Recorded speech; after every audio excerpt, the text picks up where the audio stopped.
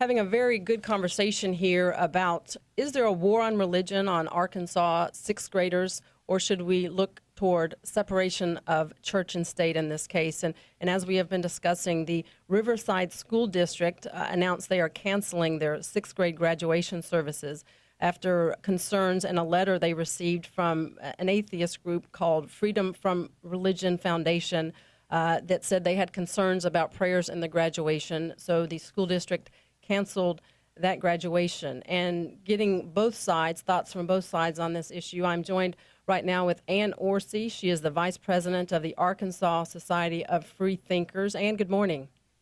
Morning. I appreciate you calling in. And also Reverend Arthur Hunt. He is a pastor from the Hunt Memorial Cathedral of Faith in Dumas. Pastor, thanks for joining us. Thank you. Good morning to both. Thank you. Ann, I just want to make clear, your group, the Arkansas Society of Freethinkers, is not the group that wrote this letter, but you do represent a society of non-believers here in Arkansas, and just want to get your thoughts on this. Why is it appropriate, or why do you step in something that has been established in a school organization or ceremony that has been going on for years? Why now step in and say we need to separate God out of this ceremony? Well, it's not a sudden stepping in. I mean, just because something's been done forever doesn't mean that it's legal. And to include religion in a public government, and a school is part of the government, public government function is illegal in this country. We are not a theocracy. The important thing here, I mean, I heard you say that there's a war on religion. There is no such thing. No one cares who practices what religion, as long as that religion isn't practiced to the detriment of other people. And when a public entity establishes religion or supports religion, those who don't ascribe to that particular religion or that particular version of that religion have their rights violated. Well, just want to make it clear that in the First Amendment says that Congress shall make no law that prohibits the free exercise of religion. So we have the right to practice our religion. And I want to go to Pastor Hunt and your thoughts on God has been the foundation of our founding documents for years, and many of our founding fathers went to the seminary with certainly the intent to have God incorporated in on our money and in our system and society. What are your thoughts on canceling a program due to prayer at the graduation ceremony? Well, first and foremost, God is in school forever. And when we think about our country and our nation, we are built on the principles of God. My real concern is that for years Americans have been unsuccessful in efforts not only to take God out of schools, but also guns, drugs, sex, crime, and violence out of school. And when we think about the importance of this arena, what should be the top priority? And which one is it? God, when you do the Pledge of Allegiance, one nation under God, well, that is a prayer sentence. So therefore, it is a prayer. And as long as you can say the pledge and the prayer is a part of it, God is in school. So that is resolved. I think this conversation is what I'd like to say is a God-ordained prayer stimulus moment. It gives us an opportunity to talk about it. So our Constitution allows us to see God and our purpose in this nation of being under him. And your thoughts on that? I mean, we are one nation under God. Actually, that was added, as you are aware, to the Pledge of Allegiance in the 1950s. We are not one nation under God. In fact, we are one nation under a number of gods and under no God at all. And when we say in a public meeting that there's only one God that we're going to acknowledge, and we're only going to acknowledge him in one way, we ignore the fact that other people than us have the right to practice their own religions in their own ways. We can't expect that one group should be allowed to impose its religion on other people. That's not freedom of religion. Well, aren't the atheist groups doing just that? In the case of the Charlie Brown pageant at the school here, we had one parent with, this was actually did involve your group, one parent took issue and imposed her belief on all of the other children, and the program was scrapped. Absolutely not. Absolutely not. Anyone was free to go to that play that wanted to go. Just because the school couldn't take them doesn't mean that you're being deprived of your exercise of free religion. And the same thing goes for this situation. The parents can't expect a public school to cater to their personal version of whatever religion they choose to practice. If they feel a need to mix religion in school functions, they can homeschool or they can send their kids to a religious school. But it doesn't belong in public school at all.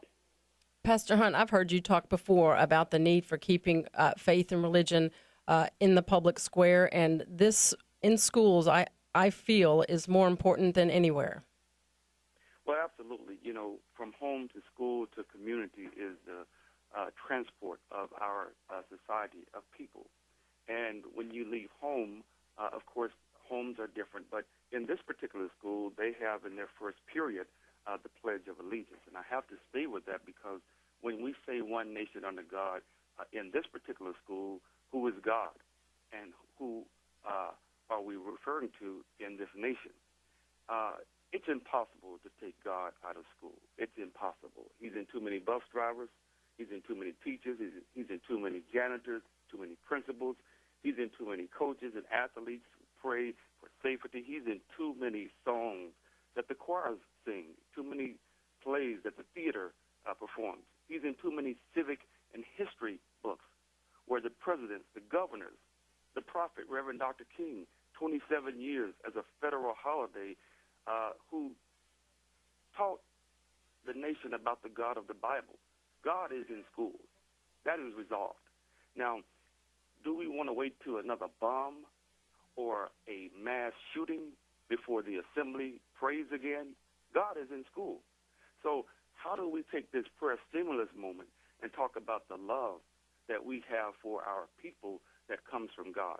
So this is a very important topic, but it is resolved. God is in school. And Lake City, in that Pledge of Allegiance, that is a prayer sentence resolved. My guest this morning, Ann Orsi, the Arkansas Society of Freethinkers, the Vice President, and Reverend Arthur Hunt from Hunt Memorial Cathedral of Faith in Dumas. And this issue of canceling a school graduation due to this Freethinkers Society raising concerns about prayer, the argument that they have concerns about the rights of minorities, the concern I have is that why are the rights or the desires of a minority or one or two parents more important than the desires of the majority, which are the Christians in these schools? You know, it's funny. People talk about the majority being oppressed. Majorities aren't oppressed. Minorities are. And what I think is ridiculous is that graduation was canceled. That's what they wanted. That's what they wanted. You know, it's why take away from the children? Why couldn't they just take the prayer out, take the illegal part out of the service, the ceremony, and go forward with acknowledging these children's achievement? It's crazy to me. It's not, prayer in school is not illegal, and that's the issue here. And this is exactly what the Freethinkers wanted, is to cancel the graduation. Pastor, you're wrong. Oh, you're so wrong on that. You are so wrong about that.